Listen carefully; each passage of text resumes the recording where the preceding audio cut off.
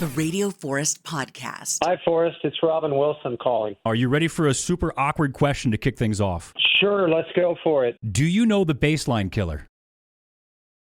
The Baseline Killer. No, I don't know what you're talking about. Well, it was a serial killer from Arizona, went to your high school around the same age as you, but he wasn't really active until the 2000s. Well, I have never heard of that. I've been living in New York for the most part since the early 2000s, so I'm not as exposed to local news, but anyway. Yeah, he's from Corona del Sol, right around the time as you, I think just like a year before you or after you, but that answers my question, so there's no way to go further on that. The answer is no. I guess not. Yeah, I'm sorry. There's a reasonable chance that I didn't know.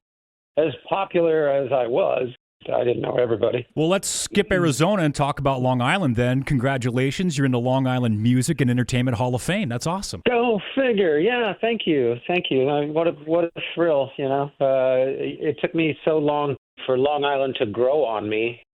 It's amusing to me that I'm now a member of the Long Island Hall of Fame, but go figure. I think I earned it. Why the hell not? But you're also in the Arizona Hall of Fame 2017 with the Meat Puppets. That's huge. That's awesome. Yeah, Meat Puppets are, a huge inspiration for me. And as a local musician back in Arizona, they set the standard.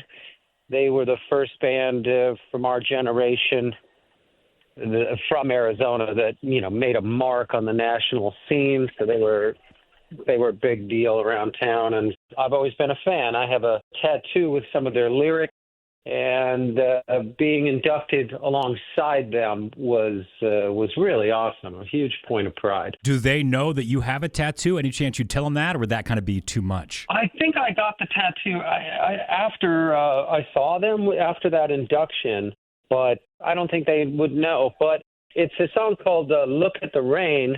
That's the song I sang with them when they got inducted, but my tattoo it says, "This is Paradise," and it's right near crowned phoenix and the Arizona state flag on my arm. So what was the performance like? How was that? Did you get to meet with the brothers? And I mean, obviously you had to practice ahead of time, right? Or did they throw out the song, or did you? I knew the song, and they just trusted that I knew the song. So we didn't even have to rehearse. We just, as far as I remember, I don't think we rehearsed. I just jumped up and did it. It was pretty thrilling for me to be on stage with them. They're not used to having like a lead singer, frontman type vibe, because it's a three-piece band. Everybody's got instruments.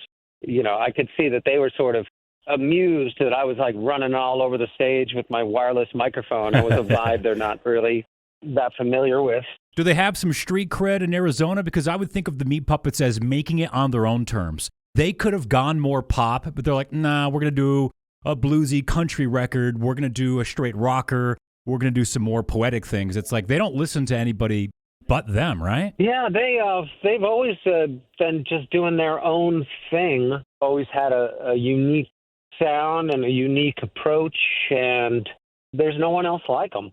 My band, our band, Gin Blossoms, we're a pretty traditional rock and roll outfit. Our music has a lot in common with classics like Cheap Trick or the Eagles, a lot of classic rock.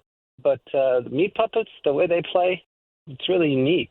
So, good for them. But like I say, I've always been a fan, and I feel like I've been swimming in their wake for all these years. Now, you mentioned that you have the Meat Puppets tattoo. I want to ask about the Rolling Stones tattoo. Obviously, it's the Rolling Stones, so you don't really need to explain it, but a big Stones fan has like a different road that got them into the Stones, or a different era or song or member that they connect to. What's your relationship with the Rolling Stones, and why the tattoo? Well, when I was around 20 years old, I was working at record stores. When you're working at a place like Tower Records, you get exposed to all different types of music. And the Stones was something I really hadn't listened to much as a kid. Of course, I heard it a lot on the radio.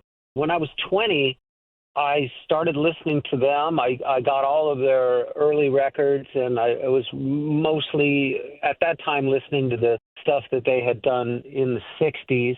Eventually you hear the entire catalog, and I suppose Exile on Main Street is probably my favorite record, and now at any given point, I've got about I've got a Stones playlist that's probably 3.5 hours, and every song is so great, and they were in uncharted waters, nobody had really been a dangerous rock band before them. The songcraft and the ability to perform and connect with an audience, it's second to none. They're the greatest. Probably, certainly along with the Beatles and Cheap Trick and Queen. Like one of my, if not my favorite band. Now, tell me about seeing Cheap Trick. Wasn't that your first show with Kiss in '77? What was that like? Yeah, I was a huge Kiss fan, like most kids my age were in the '70s. It was the first concert that I ever saw. It was the first time, I went to a rock show. I was not familiar with Cheap Trick at the time, and audiences in Phoenix in those days were really brutal to the opening acts. Phoenix was famous for booing the opening act. So I was in the crowd waiting for Kiss, and people started booing, and I just started booing along with them. And I didn't really realize what I was seeing. I remember Cheap Trick on stage, and I remember a couple of the songs and being kind of into it, but at the same time, I was just a impressionable kid, so I was booing them along with a lot of the other audience.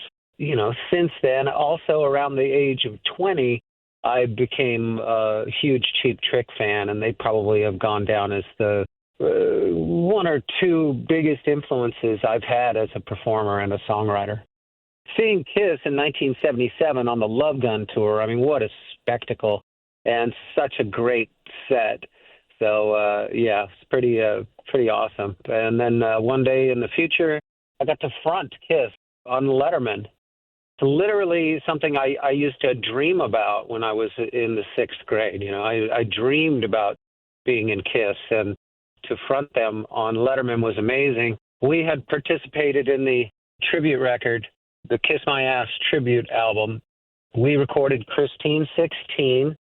Then they got booked to do Letterman, and they weren't sure which band they were going to do it with, which band from their tribute album. And I guess someone at Letterman recommended us because we had been on Letterman several times and made a lot of friends down there at the Ed Sullivan Theater. So it's my guess that somebody from Letterman said, "Oh, yeah, Jim Blossoms, we love those guys." And Kiss probably just shrugged and said, "Okay, that'll do." And the next thing you know, I'm on TV singing lead for Kiss. It was pretty amazing. Have you heard from any other bands about that? Because like you said, everybody your age, Kiss was the first band. So every rock band that's been on the radio since the late 80s to now, I feel like grew up idolizing Kiss. You had to have co-bands and friends and other people that are just are you kidding me? Absolutely. I remember my friends in Lit, they were super impressed. We were hanging out one day, and I'm like, "Oh yeah, when I did Letterman with Kiss," and they were like, "What?" And I'm like, "Yeah, I got to front Kiss." And they immediately looked it up on YouTube, and the whole band was gathered around this phone going, "Holy crap." I'm very fortunate that our band has been able to do some of these cool things that, some of our peers might not have been able to do. So, very proud moment for me. Yeah, and a little bit more recent, you got to hang out with one of my idols, Billy Gibbons from ZZ Top. Tell me a little bit about that meeting. That was fun. Hanging out with Billy is a gas. He's such a character, he's so amiable. He's super cool, and he's like a cartoon character in so many ways. It was really, really fun hanging out with him. And at the time, my girlfriend was there, and she didn't really know anything about ZZ Top. She was very charming, and there was a great moment where Billy was talking about one of his cars, and he's a famous car collector. She's like, "Oh, you're into cars?" It was so cute because I just started laughing. He has a warehouse, and my girlfriend's like, "Oh, interesting," It was great hanging around with Billy. And then not too long after we did that show with him, he came through New York, and his tour manager is an old friend of mine who used to work for Jim Blossoms, and I got to go to the show. And that was really cool. Had a great time. I bet Billy loved it because everybody knows so much about him. He doesn't have to do anything. He just says yes and no and shakes a hand, gives you a guitar pick. And then somebody that's like treating him like, oh, that's cool. What about cars do you like? And he's like, oh, nice. Like someone that doesn't know everything about me. Yeah, it was really sweet. And, he's the kind of guy where when you get in a car full of people, and Billy Gibbons is one of them, just to make everybody feel at ease, Billy just starts telling stories. He's really entertaining, and he's a great storyteller. And we had a cool moment that because a lot of the ZZ Top records, like Eliminator, they were recorded at Ardent Studios in Memphis, where we recorded most of our records. As soon as I mentioned recording at Ardent, he made eye contact with me. He looked me right in the eyes, and he's like, okay, I had a lot more of his respect than I did a few moments before. He was always cool, but as soon as I started talking about Ardent, I think he kind of bonded with me over that, and that was a pretty cool moment. Now you're coming through here, Boise, Idaho, August 26th. It's the Ford Idaho Center with Blues Traveler and Spin Doctors. I just saw your performance on Kimmel. How did you guys come up with the idea of the mashup? I saw some practice footage, so obviously you got there and ran through it, but how does that idea come up? Like, hey, let's put two big radio songs together of these bands. I don't know exactly. I wasn't in the room when that decision was made. I remember being told, oh, you're going to do Kimmel along with Blues Traveler. And I thought, okay, fine. It was sometime after that I got a message from our guitar player, Jesse, and he said, oh, yeah, if we drop the key of Hey Jealousy, we can play it with Runaround, and we're going to do a mashup. And I just kind of shrugged and went, oh, okay. No reason to put up any kind of a fight over that. That sounds like a perfectly reasonable idea. And, so we started rehearsing it, and we tried a couple of different ways to sort of mix the song up. Like at one point they had me singing lyrics to Hey Jealousy over the chords of Runaround. We tried it a little bit, and then I was like, nah, this doesn't really work. Let's come up with some other approach. And so we tried a few different things, and we had to keep trimming the whole performance down because they needed us to come in at 3 minutes and 30 seconds or extremely close to that. And the arrangement we ended up working out fell exactly at 3 minutes and 30 seconds. That's how professional we are. Like I said, I wasn't a part of the decision-making process on that. I just showed up and made sure I knew what I was doing. That's all I can do. I have very little control over the way my bandmates or any musicians play. All I can do is sort of bring my competence to the fold and, put in the energy that I think the song needs, and hopefully everybody feeds off that. What's your memory of the Blues Traveler in the 90s? They had two massive radio hits, as did you. Did the Gin Blossoms get so big so fast? So are you aware of other bands going through the same stuff at the same time, or are you kind of sheltered in your own little world and just trying to hang on? No, we were very much into music, and so we were always listening to new records at the time. The whole band, there would be moments where we would be in the van on tour, and you'd look around the van, and everybody would be sitting there with their Sony Discman listening to music with headphones on. There'd be 6 guys all listening to something different. So we were certainly aware of Blues Traveler, and part of that awareness was because we were label mates. Both of our bands were signed to A&M Records in 1990. So being label mates, we were definitely aware of them and familiar with them. We never toured with them in those days, but we would bump into them every once in a while at a festival or something, and because we worked with the same label, it was always very friendly. We're lucky now that people want to come see the show. We've got a whole tour set up, and it's looking pretty good. I'm projecting a little bit here, but I would imagine it's probably great to tour with bands like Blues Traveler, Spin Doctors, Everclear, Sugar Ray.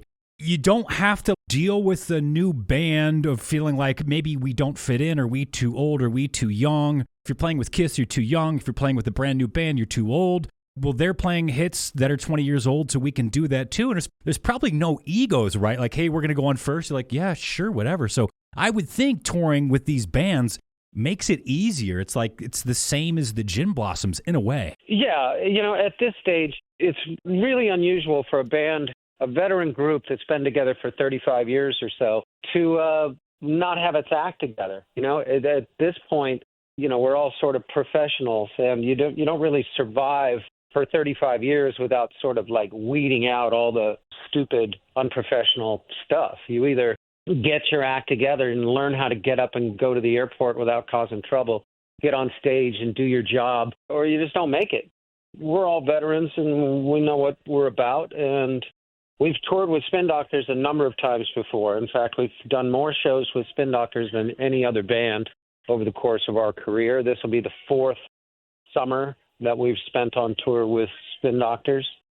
So that's familiar and a lot of fun. And I'm actually putting together a recording session. I'm going to be recording with Spin Doctors, and we are going to record a cover of the Cars Dangerous Type that we're going to be doing as part of the show this summer. And we're going to make a video and record it all next week. What about a new Jim Blossoms album? There hasn't been one since 2018, but I know you guys have been to the studio a couple of times. Is it completed? Is it something that's not quite put together yet, or what's going on with new music? Yeah, we've got songs, but we haven't gotten around to recording them yet.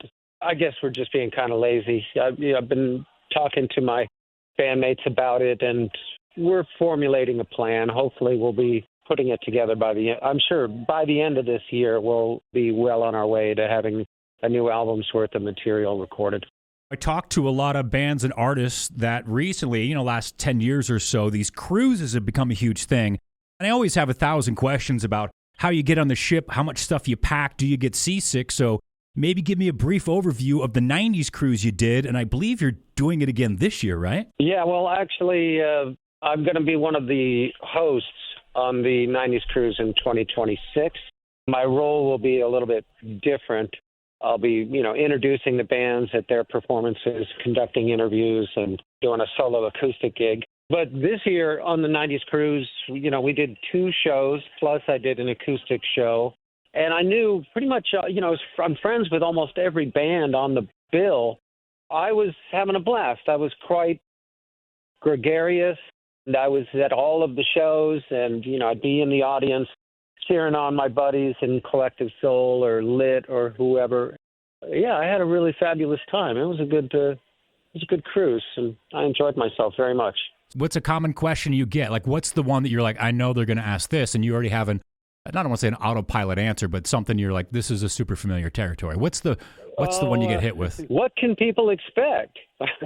Okay. So you're playing at the, racetrack. What can people expect? You're going to see a veteran rock group conducting itself with some measure of competence.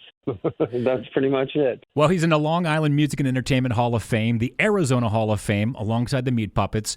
They're coming to Boise August 26th, the Ford Idaho Center. It's with Blues Traveler and Spin Doctors. It's Robin Wilson, lead singer of Jim Blossoms. Hey, man, you got to go look up the Baseline Killer and see if you happen to know that guy or if anybody from your high school back in the day might, because I think he's pretty close to your age. I'll look into that. You bet.